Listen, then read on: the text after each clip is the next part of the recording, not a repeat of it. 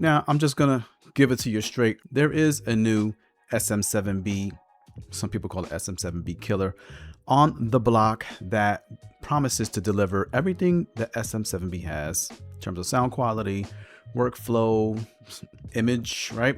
The way it looks, that staple household podcasting, household name SM7B, all of that stuff in a new microphone. The PD500W, which looks very much like the SM7B in your throat. We know that this SM7B has been around for ages now. It's just been an all-around good microphone in terms for singing, podcasting, just capturing good audio in general, right? All around good microphone. That's what the SM7B gives you at a very hefty cost. Retailing still years later. How many years has it been? For $499, $500. It's such a good mic that they have made a bunch of fake. There's a big counterfeit SM7B market out there. And honestly, a lot of people are kind of okay with going with a bootleg SM7B. That's kind of where the state of the SM7B exists. And the sound quality is without fail fantastic. There's no denying that. However, sound quality is one thing, but there is another thing outside of sound quality, and that is workflow. How easy is it for you to get your workflow up and running and going? You want to just start right away, press record and go. Does the SM7B give that to you? Yeah, it can. Any mic can. You just, once you have your setup going, you're good to go. Does it give you a lot of versatility? That's kind of really my gripe with that, because I'm always jumping around creating content in different ways, not just sitting here with all my equipment set up. It took me some time to get it all set up and I'm ready to go, but I'm locked here. I can't take my SM7B somewhere else and connect it randomly easily to a mobile device on the go kind of way workflow. It's an XLR mic. You plug it into another device. You're not going to have all of your EQ settings and everything set up the way you want it, the way you have it when you have it set up fully like I have it set up here. XLR microphone plugged into a boom arm, obviously, going into my XLR Wave XLR Mark II, connected to my PC and going through OBS. So there is a chain going on there and I control some of it with my Stream Deck. And that's it. Kind of locked in with the SM7B here. If I take it off and try to plug the interface, because it's going to require interface, it's only XLR, to a mobile device, well, now your whole sound signature and everything changes and it's going to be a whole setup there. So not the best workflow for someone who moves around and creates content in that fashion. Then we have the new PD500W, which is a beautiful looking microphone. Yes, very much like the SM7B, just a little bit longer. I like that they do still have the Maono logo, but the Maono logo is very quiet. You can't even see it there. It's super grayed out, right? Super, almost matching the microphone. Now for mic and monitor, you have your mute function. You have an AI button there to control, well, AI noise suppression. So there's 3 modes plus a custom mode you can set in the software. And on the back of that bad boy, you got onboard recording. Yes, and you have up to 60 hours plus, maybe like 61 hours with a full charge on battery, onboard 24-bit recording and 32-bit float recording. That's right. And of course, audio quality comparison with the 500W and the Shure SM7B. The audio quality, yes, it is important, but I don't doubt that the PD500W is really super fine-tuned. XLR, wireless, wired.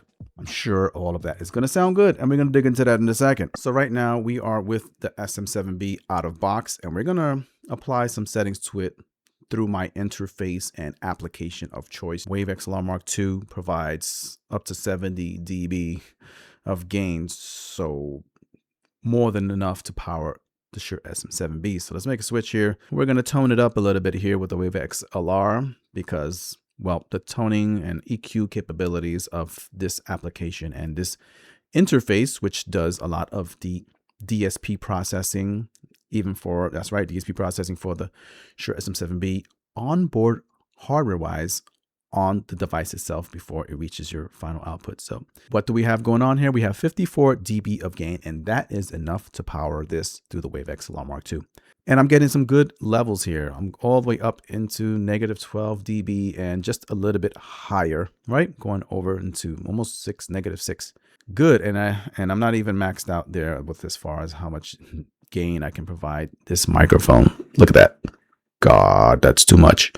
Clipped. Now let's do some tuning. For those of you looking for that warm sound, that vocal podcast sound that you could just talk for a long time and it sounds good and it's not going to give you ear fatigue, this feature right here is going to give you that.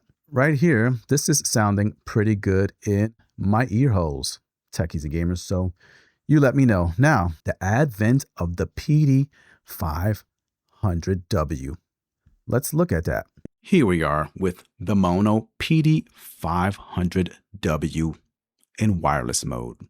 The setup for this microphone is a lot more simplistic when you're going USB mode into any device, laptop, iPad, iPhone, computer, connect wireless or wired. It sounds fantastic right here.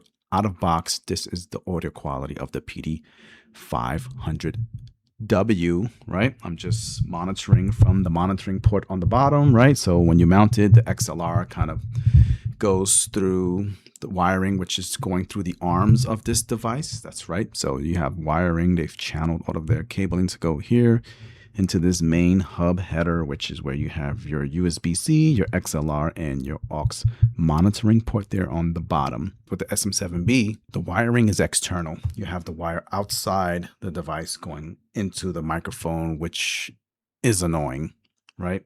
Well, it's annoying, yeah. It's just not the prettiest thing. What do you think of this audio quality out of box? Let me know in the comments. I haven't done anything to it. I have turned off all of, let's switch over to my other scene here. I've done nothing to it.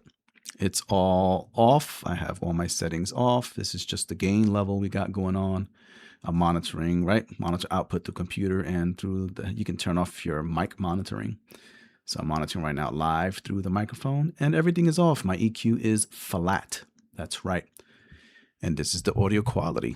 Super rich microphone out of box. For me, it already sounds like really like capturing my throat vocals is pretty nice in wireless with little to no delay, even in recording. Fantastic versatility and features and sound quality. And look, it's got everything going with this PD500W. Can we make it sound better with just the, I guess, software we got going on here? The Maono Link, the new version of it. So we have something here, just looking at some of the EQ settings we can set with the PD500W, right? Which this is something you just cannot do with, I guess, not directly with the XLR, the SM7B. You have to plug it into an interface, Rodecaster, XLR, and then you can do some processing. Here I'm wireless and I can process all this audio wirelessly and move my microphone about as I please. If I were on a boom arm, on a stand, doesn't matter. I can move this bad boy around, but there is significantly more sibilance, a lot more high end in USB. You hear that open, it's super open here. Auto gain. Auto gain is a very good feature. So right now I'm on manual gain, but if I turn on auto gain, it's going to moderate my audio and not allow me to clip. It does some heavy compression here. You can hear it. So if I'm talking with this auto gain, it's going to maintain my gain because right now it's, if I talk too loud, it won't allow me to clip at all. It's going to reduce that gain live and on the fly and keep a nice mid-tier level of gain no matter what I do. So if we switch over here to, let me bring up OBS so you can see what my gain levels look like. So if you look at my gain there, it's going to maintain somewhere around the -12, between -12 and -6 dB. I have the gain up pretty high on the mic. And if I talk loud, it's not going to let me clip. And if I talk low, it's going to bring up that gain just a little bit more if I whisper. See that? Pretty nice. So it's going to give you a nice balanced level of gain. So you don't have to worry about the consistency of your gain being too low, too high. So turn that auto gain off for now. Air in my room, though it does some good off-axis noise rejection. So it's not so noisy. It's going to do a good job at suppressing some of that noise without the noise suppression on.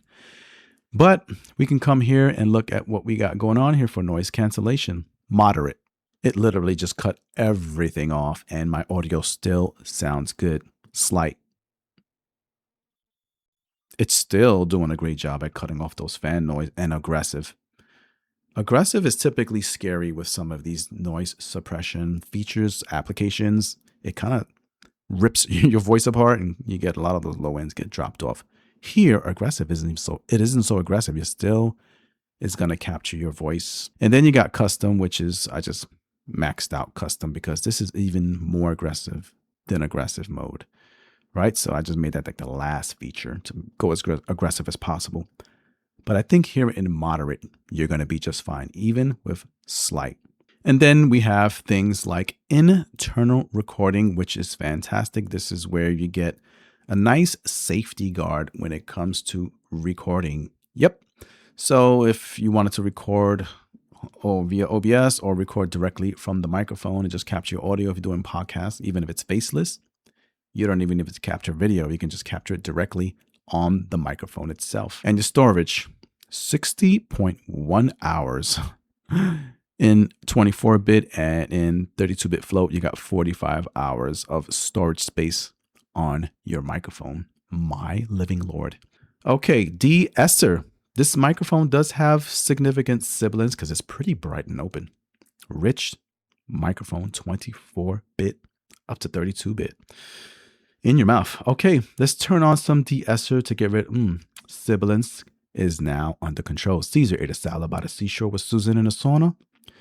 Get rid of that squeaky S-ness. Yes, okay. Sounding good so far. Pop filter. Peter Piper picked a pack of Pepsis, popped them, poured them into a pitcher. Something the Wavelength 3.0 doesn't have. Peter Piper picked a pack of Pepsis, popped them, poured them into a pitcher. Nice pop filter here going on. So I probably would recommend that you turn both of these on for this microphone and you're going to be just fine. You have additional things you can do here with this microphone and with the app. And that is scenes, which is basically EQing and fine tuning this microphone and shaping it to your liking. Yep.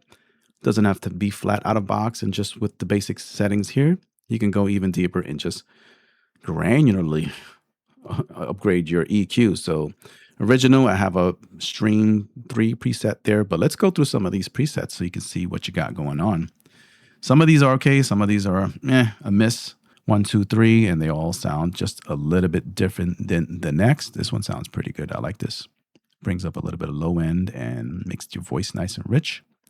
I like podcast 3 the best here. Switching over to recording. Recording 1, testing 1, 2, 3, 4, 5, 6, 7, 8, 9, 10. This is not bad either. Recording 2, you see it's cutting off a lot of these low ends and high ends here. So I guess just for talking, but these are not particularly my taste in terms of sound. 1, 2, 3, 4, 5, 6, 7, 8, 9, 10. Okay, live. I think live stream here is probably the one I like best. So just going through these.